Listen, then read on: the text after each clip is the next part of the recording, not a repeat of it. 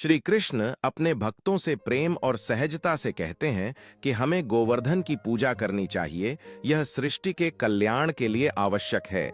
गोकुल के लोग उनकी बात सुनकर उत्सुकता और श्रद्धा से भर जाते हैं, यह समझते हुए कि यह पूजा उनकी रक्षा करेगी।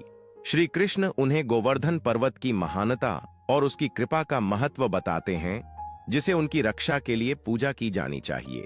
उनकी प्रेरणादायक बातें सुनकर विलेजर्स खुशी खुशी गोवर्धन पर्वत की पूजा की तैयारी करने लगते हैं। श्री कृष्ण देखते हैं कि गांव वाले उत्साह से भरे हुए हैं और उनके दिलों में श्रद्धा की लहर दौड़ रही है। योगा आयोगिर JNY श्री कृष्ण उन्हें यह विश्वास दिलाते हैं कि उनकी भक्ति से गोवर्धन पर्वत हमेशा उनकी रक्षा करेगा।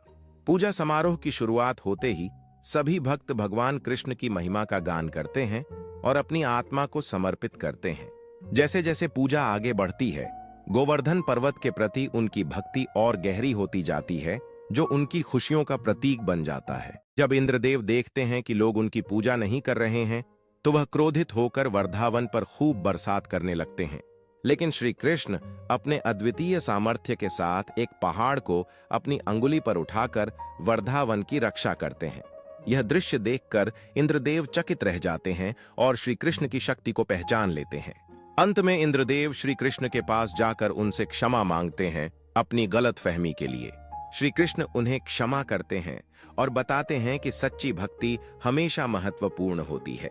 इस घटना से वर्धावन के लोग और इंद्रदेव दोनों ही सच्ची भक्ति और सम्मान की महत्वता को समझते हैं। इस प्रकार श्री कृष्ण ने वर्धावन को संकट से बचाकर सभी के दिलों में भक्ति का दीप जलाया।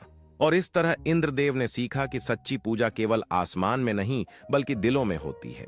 इस प्रकार वर्धावन में हर साल इंद्र पूजा धूमधाम से मनाई जाने लगी, एक नए सिरे से संबंधों की शुरुआत के प्रतीक के रूप में। अब वर्धावन में हर कोई समझता था कि भक्ति और समर्पण का असली अर्थ क्या होता है।